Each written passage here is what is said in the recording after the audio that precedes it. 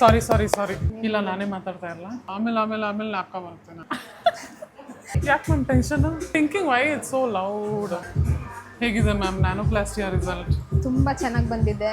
ನಾನು ನಿಜ ಹೇಗೆ ಕಾಣ್ತೀನಿ ಅಂತ ತುಂಬ ಟೆನ್ಷನ್ ಆಗಿಬಿಟ್ಟಿತ್ತು. ಯಾಕೆ ಮ್ಯಾಮ್ ಟೆನ್ಷನ್ 2 ಇಯರ್ಸಿಂದ ನಾನು ಮಾಡಿಸ್ಬೇಕು ಅಂತ ಪ್ಲ್ಯಾನಿಂಗ್ ಇತ್ತು. ಬೊಟಾಕ್ಸ್ ಮಾಡಿಸೋದಾ ನ್ಯಾನೋಪ್ಲಾಸ್ಟಿಯಾ ಮಾಡಿಸೋದಾ ಅಂತ ಥಿಂಕ್ ಮಾಡ್ತಾ ಇದ್ದೆ. ಓಕೆ ಆ್ಯಕ್ಚುಲಿ ನಾನು ಲಾಸ್ಟ್ ಟೈಮ್ ಬಂದಾಗ ನಿಮ್ಮನ್ನೇ ಕೇಳಿದೆ ಯಾವ್ದು ಮಾಡಿಸೋದು ಬೆಟರ್ ಅಂತ. ಆವಾಗ ನೀವು ಸಜೆಸ್ಟ್ ಮಾಡಿ ನ್ಯಾನೋಪ್ಲಾಸ್ಟಿಯಾ ಮಾಡಿಸ್ಬೋದು ಅಂತ ನೀವು ಹೇಳಿದ್ದು. ನಿಮ್ದು ಅಷ್ಟು ಕರ್ಲಿ ಇರಲಿಲ್ಲ ಅಂದಿದ್ರೆ ನಾನು ಬೂಟಾಕ್ಸ್ ಮಾಡಿಸಿ ಅಂತ ಇದ್ದೆ. ಹಾಂ ಮ್ಯಾಮ್, ತುಂಬ ಬೂಟಾಕ್ಸ್ ಅಲ್ಲಿ ಇಷ್ಟು ರಿಸಲ್ಟ್ ಬರಲ್ಲ.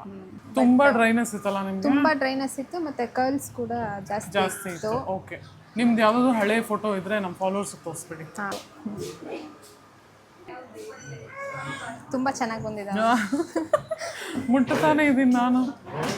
ನನ್ನ ಪ್ರೊಫೆಷನ್ ಬಂದು ಸ್ಟ್ರಕ್ಚರಲ್ ಇಂಜಿನಿಯರ್. ಸೊ ಇಲ್ಲಿ ನಾಗರಬಾವಿಲೇ ವರ್ಕ್ ಮಾಡ್ತಿದ್ದೀನಿ ಇವಾಗ.